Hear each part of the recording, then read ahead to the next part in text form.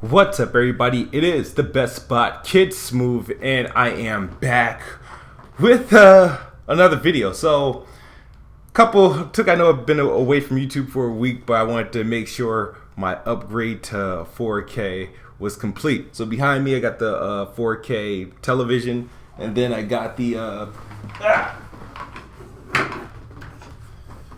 PS4 Pro. So I'm back on PlayStation, just in case you didn't get the reminder. I got in obviously Xbox One S that upscales very well in 4K and have decent HDR, and then I have my PC, which is capable of 4K, and I finally got a 4K monitor to complement it, which I didn't feel the need to do any type of unboxing. And then if you're subscribed to my other channel, Apples and Oranges, I did unbox the Logitech Brio, which is their 4K webcam, which you're watching me on right now. However, I'm rendering the video only at 1440p because every time I do 4K, there's like this crazy audio delay. There might be an audio delay right now, but when I do it complete like 4K, it's like at least a second and a half, and it kind of was just pissing me off. So before I even now that that's over, it's all done, and I'm looking sexy.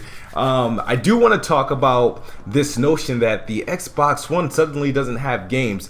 I was watching, and I hate to be name drop, I was watching One Stop for Gamers recent video, and talking about Nintendo Switch and Project Scorpio, and he kept repeating Xbox has no games, Xbox has no games, and whatnot. And he was reading a list of games coming out for the month of February and March and stuff for like all the platforms, and he kept saying, "Oh, Xbox ain't got nothing releasing. Duh, they got no games. All they got is Halo Wars 2." And this is everybody's way of thinking. The Xbox One has 0 games releasing. So I'm like, I sit down and I think about it. I'm like, I don't understand what they mean by that. I was like, so I asked in the comment section, I don't know if he replied or not. I said, so Xbox has 0 games releasing for it in the month of February and March. And I'm assuming, since every time I turn on the Xbox and I look at the Xbox store, there's a new batch of games that's there.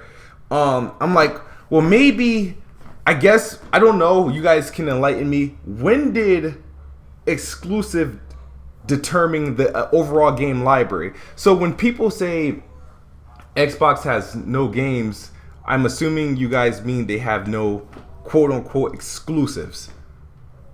And that is the most blatant lie. Not that you guys saying that they don't have any exclusives. If you say that the Xbox doesn't have any exclusives available right now, I understand. Great. But when you say the Xbox doesn't have any games, it's like the biggest lie you could tell anyone. It's like, and people are following this shit like, oh, Xbox has no games. Oh, he bought a PlayStation. Kiss bought a PlayStation because Xbox has no games. What are you talking about? I've been playing games on my Xbox for the last, been 3-4 years now? Games. New games, old games, indie games. I can understand if the Xbox One had no third-party support. If the Xbox One had no third-party support, I would say with you, the Xbox One has no games. But as long as games like For Honor, Watch Dogs, Call of Duty, Need for Speed, whatever, Madden, and all these other games come out for the Xbox One like they do for all the other platforms, you cannot say the Xbox One has no games, because obviously there are games on the platform. Now, I'm not going to lie. I was guilty of this earlier in a generation when I used to say PlayStation don't have any games. What I really was saying then, I wasn't really trying to say PlayStation doesn't have any games.